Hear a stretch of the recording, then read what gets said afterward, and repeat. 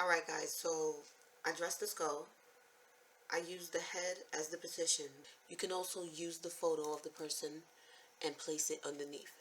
Whatever the person's name is, their date of birth, you got their address, you got their phone number, you got their license plate, you got their email address, any information, write it small. May your head always be crazy in thoughts, feelings. This is not a love spell, okay?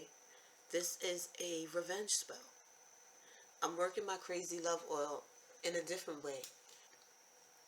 So the reason being that I added 5 holes into the skulls and I packed them down with the herbs, poppy seeds, and the inside seeds of the chili pepper. Not the chili pepper itself, just the seeds, which is really, really hot.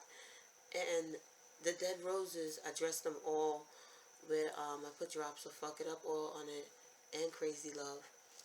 And I also have some poppy flowers in there too as well. And I'm going to create so much crazy thoughts over this man and send her wild like mad. Since she wanted him so badly, why not work her head now to be so crazy and confused when it comes to her actual intent on what she wants? Because when you're working the skull, you have to send it into a certain direction. The direction that I want to send it in is to send her mad and wild and crazy and just obsessive.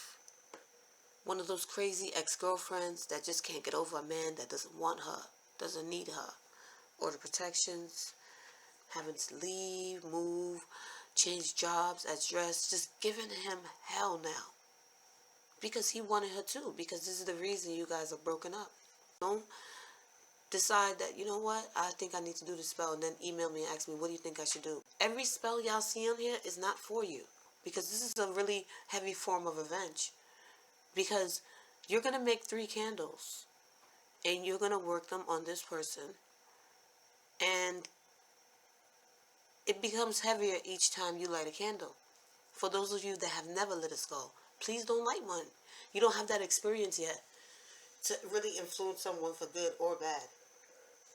So I don't really think it's necessary for you to start a heavy revenge spell like this. Now you can work a skull, and you should practice working them on yourself first and see what type of changes you can help create for you before you start to try to change anyone else. So again, this is a form of revenge. Anytime I put up a quick spell, you need to have these supplies. And this is my website that you're going to be able to buy them from. So, I mean, there's no excuses why, oh, I can't do it, I don't have this. It'll be directly on my website. That prayer can be read off with the petition that you have underneath and or what you wrote on the head. And you can use those same words. You don't necessarily need a Psalms, but if you feel like you need a Psalms to guide you, then you're welcome to do so.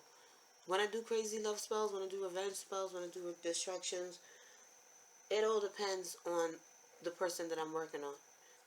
You want to also manipulate any kind of candle burn. If it starts to get on fire, put it out, clean it back up, re-pray over it, trim down that wick. You need to control that burn. You want to make sure you're getting the best burn that you can get. You want to make sure that it doesn't melt away and burn up too fast before it, the thoughts that you want to hit into their head is processed. Now you want to work this an hour a day, and if you work it on, say you start working it on Tuesday, work it 1 hour, then Wednesday you want to work it for maybe an hour and 15 minutes each time, increasing the time. As much as days you can get, you want to try to stretch it out to 5 days. Do not let any herbs burn it up. What I am going to do, I'm going to show you guys the 5 holes that I placed into the head.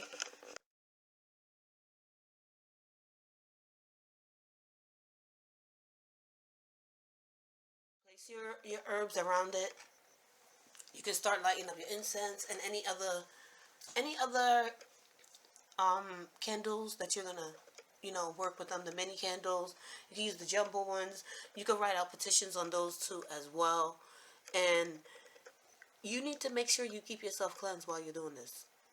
So you can use my cleansing soap, and you can take a bath every single day until the last day that you're done, the first 5 days of this, and then you take a heavy bath. 713 herbal cleansing bath, and wash away everything and set a cleansing light, and make sure that you put some fairy wall protection on your bracelets.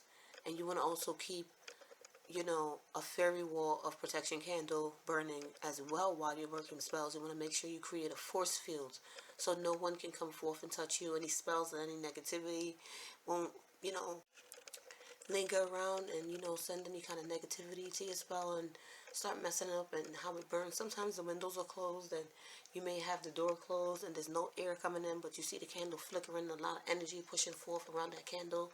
You guys need to start reading your candles. I know I've talked about it many times, but you got to learn how to read your candles. You can't worry about how everybody else's candles burn.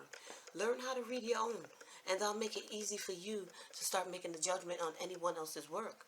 And I'm going to put Fuck It Up oil on 21 black candles. And I'm going to put some destruction on, well, actually not destruction. I have Fuck It Up powder. Put the Fuck It Up powder at the bottom. Dispose of them, at the crossroads.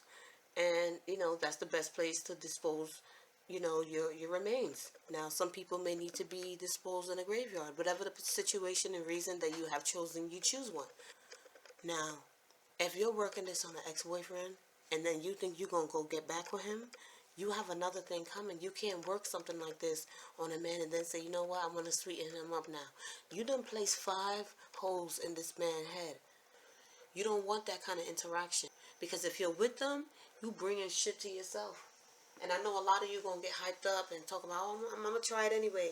And then you're going to fuck yourself up.